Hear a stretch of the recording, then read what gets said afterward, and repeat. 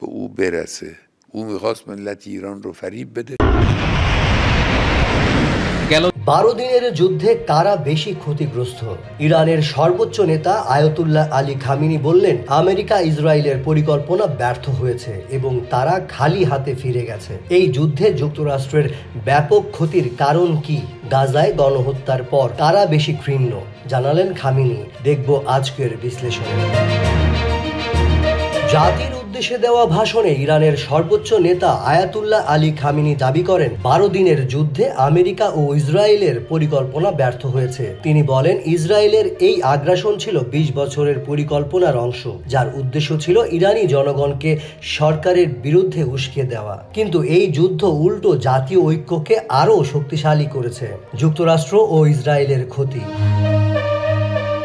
Khamenei উল্লেখ করেন, এই যুদ্ধে যুক্তরাষ্ট্র মারাত্মকভাবে ক্ষতিগ্রস্ত হয়েছে, কারণ সবচেয়ে উন্নত অস্ত্র ব্যবহার করেও তারা তাদের মূল লক্ষ্য অর্জনে ব্যর্থ হয়েছে। বরং ইসলামী প্রজাতন্ত্র প্রমাণ করেছে তারা দৃঢ় সংকল্প ও শক্তি নিয়ে সিদ্ধান্ত গ্রহণ করতে সক্ষম, যার প্রেক্ষিতে শত্রুর ক্ষয়ক্ষতির পরিমাণ ছিল অনেক বেশি। তিনি গাজায় সংঘটিত ভয়াবহ অপরাধ যজ্ঞের কথা উল্লেখ করে বলেন, এই ঘটনায় ইহুদিবাদী ইসরায়েলের ব্যাপক সম্মানহানি ও বদনাম হয়েছে। তার মতে যুক্তরাষ্ট্র দখলদার ইহুদিবাদীদের পাশে দাঁড়ানোয় তারাও মারাত্মকভাবে সম্মানহানি ও কুখ্যাত হয়েছে। খামিনি বলেন, বর্তমানে বিশ্বের সবচেয়ে ঘৃণ্য ব্যক্তিত্ব ইসরায়েলি প্রধানমন্ত্রীর পাশাপাশি সবচেয়ে নিন্দিত রাষ্ট্র ব্যবস্থা হলো দখলদার সত্তা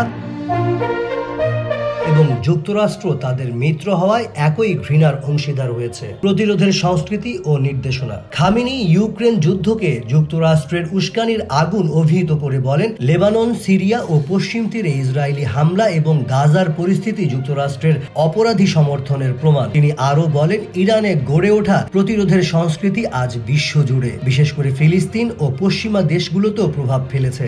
বক্তৃতার শেষ পর্যায়ে তিনি ইরানের জনগণের প্রতি জাতীয় ঐক্য, সরকারের প্রতি সমর্থন, অর্থনৈতিক ক্ষেত্রে অপচয় পরিহার এবং বাসিজ স্বেচ্ছাসেবী বাহিনী এর ধারাবাহিক শক্তি বৃদ্ধির উপর জোর দেন।